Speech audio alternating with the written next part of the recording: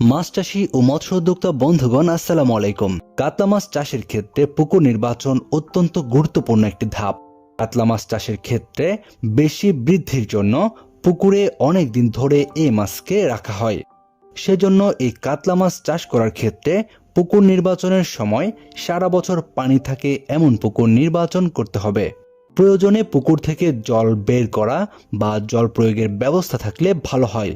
যেহেতু পুকুরে কাতলা মাছ চাষ করার ক্ষেত্রে একসাথে নানা প্রকারের মাছ চাষ করা হয়, সেজন্য জলের গভীরতা 1.5 থেকে 2 মিটারের মধ্যে অর্থাৎ 4 থেকে 6 ফুট হওয়া বাঞ্ছনীয়। কাতলা মাছ চাষ করার ক্ষেত্রে নির্বাচিত পুকুরের পাড় বেশ উঁচু হওয়া প্রয়োজন, যাতে করে কোনো মতেই অতিবৃষ্টি বা বন্যাতে পুকুরের মাছ ভেসে যেতে না পারে। কাতলা মাছ চাষের ক্ষেত্রে পুকুরের তলদেশের মাটি দোআঁশ বা এঁটেল দোআঁশ হওয়া দরকার। কাতলা মাছ চাষ করার ক্ষেত্রে পুকুর আয়তাকার হওয়া উত্তম এবং আয়তনে 1 বিঘা থেকে 15 বিঘা পর্যন্ত হলে ভালো হয়। পুকুরের চারধার এবং পারিপার্শ্বিক অবস্থা এমন হওয়া উচিত যেন পুকুরে সরাসরি সূর্যের আলো পড়তে পারে। পুকুরের জলের নিকটবর্তী পাড়ের ক্ষয়রোধের জন্য পুকুর পাড়ে ঘাস থাকলে ভালো হয়। কাতলা মাছ জলাশয়ের উপরের স্তরের মাছ।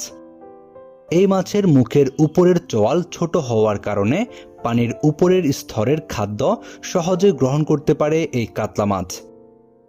কাতলা মাছ উভয়ভোজী প্রাণী, তবে এই মাছ প্রাণী প্লাঙ্কটন অপেক্ষা উদ্ভিদ প্লাঙ্কটন বেশি খেয়ে থাকে।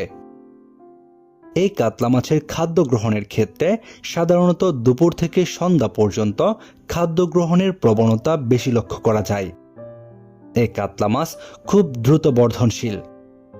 এই কাতলা মাছ চাষ করার ক্ষেত্রে আপনারা যে কোনো ধরনের খাদ্য দিয়েও চাষ করতে পারবেন।